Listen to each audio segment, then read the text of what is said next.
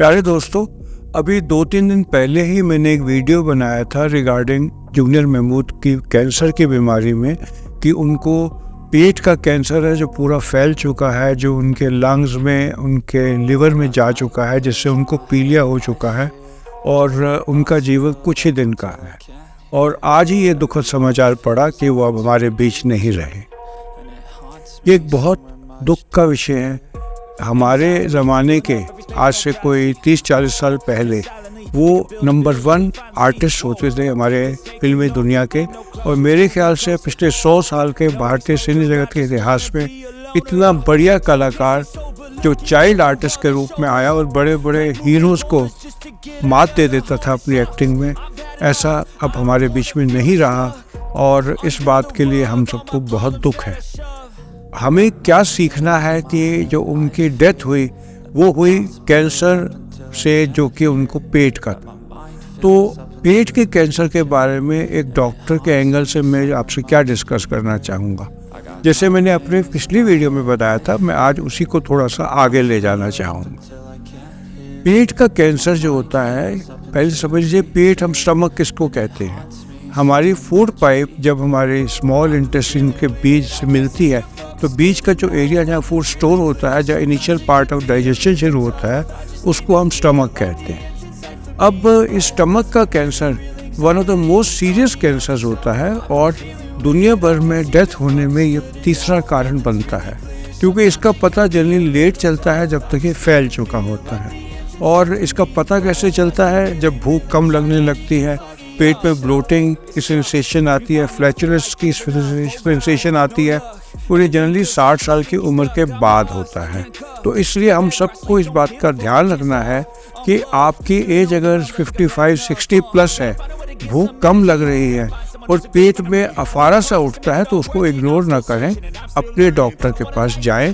और एक बड़ा सिंपल जांच होती है एंडोस्कोपी, जिससे करके हमें इस बीमारी के बारे में संदेशा मिल सकता है या इसके बारे में हम इनिशियल जानकारी ले सकते हैं। अब सवाल आता है कि ये होता क्यों हो, इससे बचा कैसे जाए।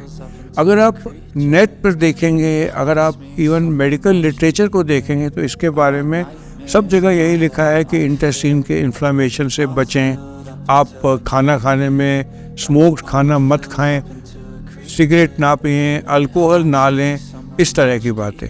लेकिन एक बहुत इम्पॉर्टेंट जानकारी जो पर्पसली कहूँगा या अदरवाइज नहीं दी गई, वो ये है कि कैंसर का इंसिडेंट, पेट के कैंसर का इंसिडेंट 82% बढ़ गया है पिछले कुछ सालों में, जब से ये प्रोटॉन पंप इनहिबिटर आए हैं, जो हम रेबिप्राज़ोल, ओमिप्राज़ोल, एसोमिप्राज़ोल, लेंज़ोप्राज़ोल के नाम से जानते हैं। और हमारे पास, जैसे मैंने पिछली वीडियो में भी कहा था, एक लार्ज नंबर ऑफ पेशेंट्स है जो बिना इंडिकेशन के हर बार डॉक्टर से लिखवा के जाते हैं कि आप ये दवा ज़रूर लिख दीजिए, इससे मुझे एसिडिटी में आराम आता है।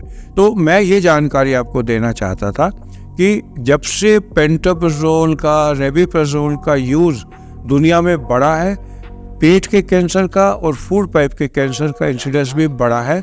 और फूड पाइप का कैंसर तो 6 गुना बढ़ गया है। और ये देखा गया है कि ये वाला कैंसर जो पेट का होता है, ये 82% इंक्रीज़ हुआ है। ये इसी साल के एक रिव्यू आर्टिकल में, जिन्होंने 10 के करीब मेटा एनालिसिस किए थे उन मरीजों पर जो कि पेट के एसिडिटी की दवा लेते थे।